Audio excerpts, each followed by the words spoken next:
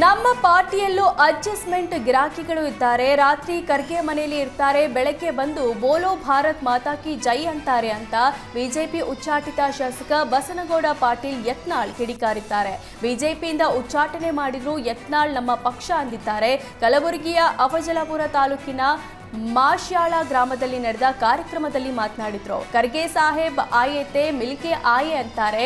ಹೀಗಾಗಿ ನಮ್ಮ ಮಧ್ಯೆನೇ ಒಗ್ಗಟ್ಟಿಲ್ಲ. ಪೊಲೀಸ್ ಠಾಣೆಗೆ ಬೆಂಕಿ ಹಚ್ಚಿದವರನ್ನ ಅಮಾಯಕರೆಂದು ಈ ಸರ್ಕಾರ ಬಿಡುಗಡೆ ಮಾಡಿದೆ. ಇದರ ವಿರುದ್ಧ ಬಿಜೆಪಿಯ ಯಾರೊಬ್ಬರೂ ಹೋರಾಟ ಮಾಡಿಲ್ಲ ಅಂತ ವಾಗ್ದಾಳಿ ನಡೆಸಿದ್ರು. 18 ಶಾಸಕರ ಅಮಾನತು ವಾಪಸ್ ಪ್ರಕರಣದಲ್ಲಿ ರಾಜ್ಯಪಾಲರ ಮಧ್ಯಪ್ರವೇಶಕ್ಕೆ ಆಯನೂರು ಮಂಜುನಾಥ್ ಆಗ್ರಹಿಸಿದ್ದಾರೆ. ರಾಜ್ಯಪಾಲರಿಗೆ ಪತ್ರ ಬರೆದು ಆಯನೂರು ಮಂಜುನಾಥ್ ಆಗ್ರಹಿಸಿದ್ದಾರೆ. ರಾಷ್ಟ್ರಪತಿ, ಪಿಎಂ, ಸಿಎಂ, ಸ್ಪೀಕರ್ಗಳು ಸೇರಿದಂತೆ ಯಾರೊಬ್ಬರು ಸದನದ ಸರ್ವೋಚ್ಚ ಅಧಿಕಾರವನ್ನ ಮೀರಿದ ಅಧಿಕಾರ ಹೊಂದಿಲ್ಲ. ಇವರ್ಯಾರು ಸದನದ ಸಾರ್ವಭೌಮತ್ವವನ್ನ ಮೊಟಕುಗೊಳಿಸುವ ಅಧಿಕಾರ ಹೊಂದಿಲ್ಲ. ಶಾಸಕರ ಅಮಾನತು ಹಿಂಪಡೆಯುವ ಕ್ರಮ ಸಂವಿಧಾನ ಬಾಹಿರವಾಗಿದೆ. ಇದು ಪ್ರಜಾಪ್ರಭುತ್ವದ ಸರ್ವೋಚ್ಚ ಶಕ್ತಿಯಾದ ಸದನದ ಪಾವಿತ್ರ್ಯವನ್ನ ನಾಶ ಮಾಡುವ ಕೃತ್ಯವಾಗಿದೆ. ಇಂತಹ ಅಸಂವಿಧಾನಿಕ ಘಟನೆ ಸಂಭವಿಸಿದ್ದು ರಾಜ್ಯಪಾಲರು ಮಧ್ಯಪ್ರವೇಶಿಸಿ ಸ್ಪೀಕರ್ಗೆ ತಮ್ಮ ನಿರ್ಧಾರವನ್ನ ರದ್ದುಗೊಳಿಸಲು ನಿರ್ದೇಶನ ಮಾಡುವಂತೆ ಆಗ್ರಹಿಸಿದ್ದಾರೆ.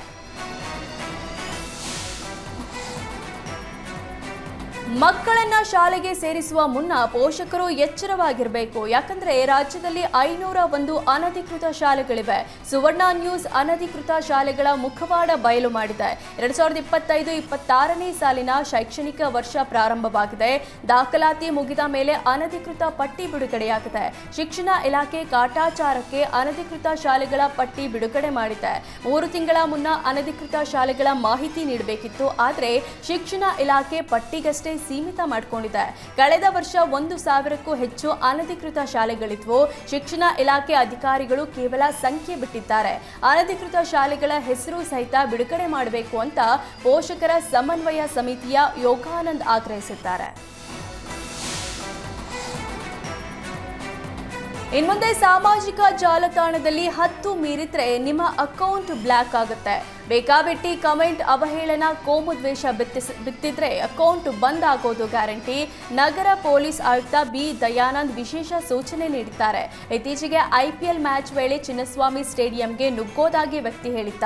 ಮೈದಾನಕ್ಕೆ ನುಗ್ಗಿ ವಿರಾಟ್ ಕೊಹ್ಲಿ ಅಪ್ಪಿಕೊಳ್ಳೋದಾಗಿ ಹೇಳಿದ್ದ. ಇದನ್ನ ವಿಡಿಯೋ ಮಾಡಿ ವೈರಲ್ ಕೂಡ ಮಾಡಿದ್ದ. ವಿಚಾರ ತಿಳಿದು ಪ್ರಕರಣ ದಾಖಲಿಸಿ ಪೊಲೀಸರು ಆರೋಪಿಯನ್ನ ಬಂಧಿಸಿದ್ರು. ಇನ್ಮುಂದೆ ಕಾನೂನು ಮೀರಿ ವಿಡಿಯೋ ಮಾಡಿದ್ರೆ ಅವರ ಅಕೌಂಟ್ ಬ್ಲಾಕ್ ಮಾಡುವಂತೆ ಕಮಿಷನರ್ ಸೂಚನೆ ನೀಡಿದ್ದಾರೆ.